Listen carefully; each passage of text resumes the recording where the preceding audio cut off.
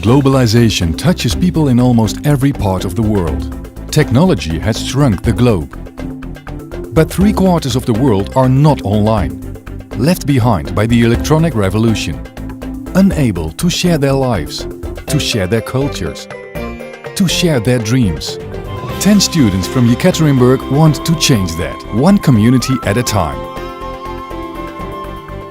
We're going to villages where there is no internet. We will take internet technology, satellites, computers. The students chose 4 countries around the world that are rapidly transforming: Panama, Namibia, Mongolia and Indonesia, focusing on specific communities that are in transition between their traditions and the modern world, where connectivity will help them thrive. The students will connect the communities together over the internet to see and talk to each other and share their cultures through their own unique Global Mind social website. It will be fantastic for children, for kids and for teachers. 750,000 kilometers, 36 flights, 12 buses, 2 canoes and 1 ox cart. In Yekaterinburg, we want to connect humanity in one conversation, in one global mind.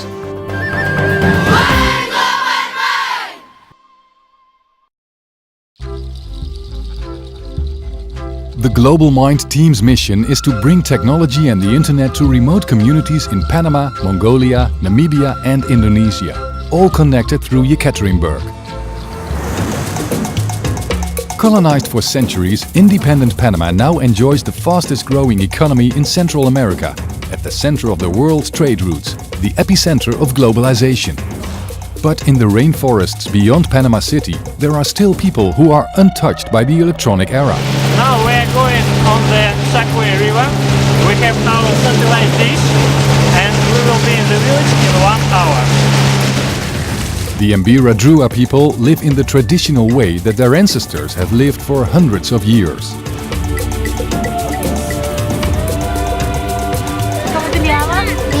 We brought to the children laptops, iPads, printers. They placed the highest priority on education, and connecting them to the world through the internet is going to rapidly accelerate their learning.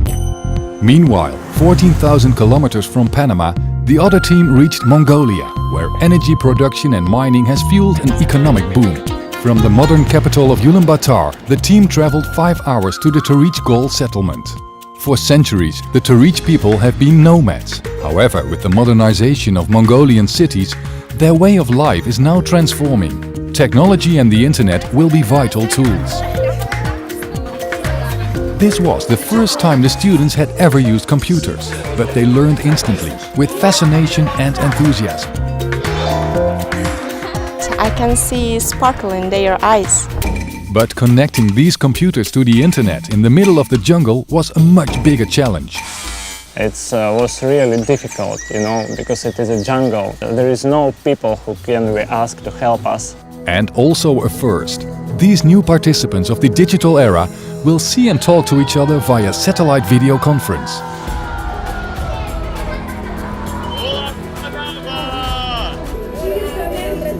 In both Panama and Mongolia, the teams showed a video of a day in the life of Yekaterinburg to teach the children how to make their own video, a first step in documenting and sharing their own culture with the outside world. Both communities took pictures and videos of a day in their life.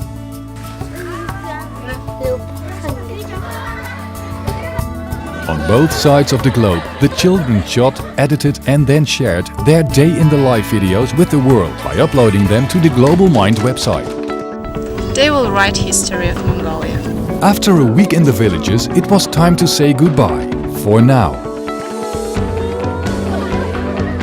I cannot overemphasize how grateful we are for what the Russian students did for this community. Not only will this technology help our education, but our village's transformation.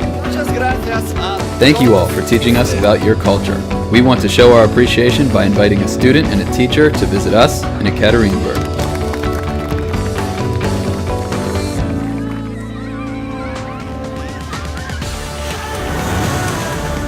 After traveling 49 hours, the Yekaterinburg students landed in Flores, Indonesia. The largest economy in Southeast Asia, Indonesia is a leader in the modern world. But the team were headed to Bosiko, a remote farming village in the least populated region, to give the people of Bosiko the tools to share their culture with the world. Meanwhile, the other team traveled 28 hours from Panama to Namibia in southern Africa. Namibia gained its independence in 1990, and mineral exports such as diamonds and uranium have propelled this young country into the 21st century. The capital city of Windhoek is as modern as anywhere in the world. But as with most countries, the more remote communities tell a different story. The team drove 6 hours to the village of Omasheti to work with the primary school.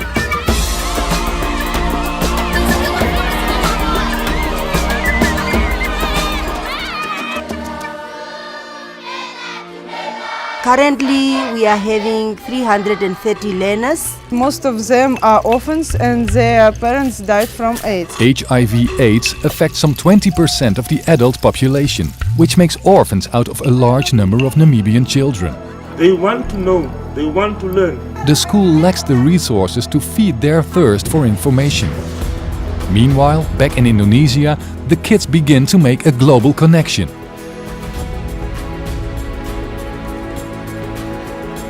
It's very amazing when you can give them this opportunity.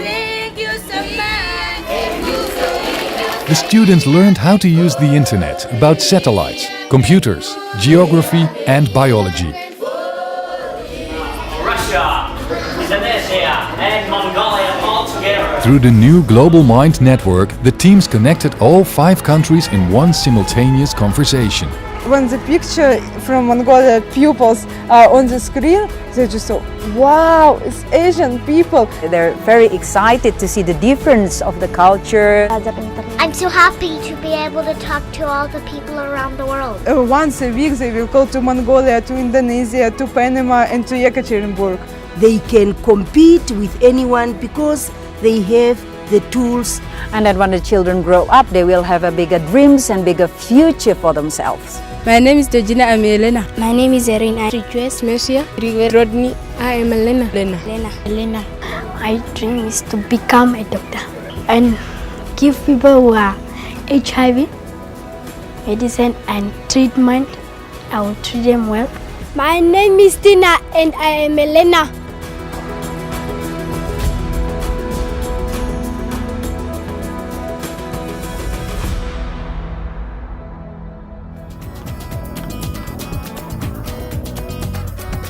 These young reporters are excited to show the world how they live.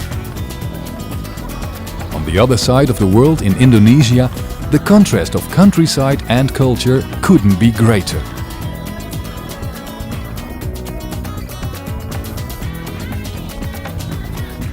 Today, these children get to share their lives through the Global Mind website, much like their own private Facebook. So, while globalization is shrinking the world, to these children it is rapidly expanding. Who wants to go to Yekaterinburg?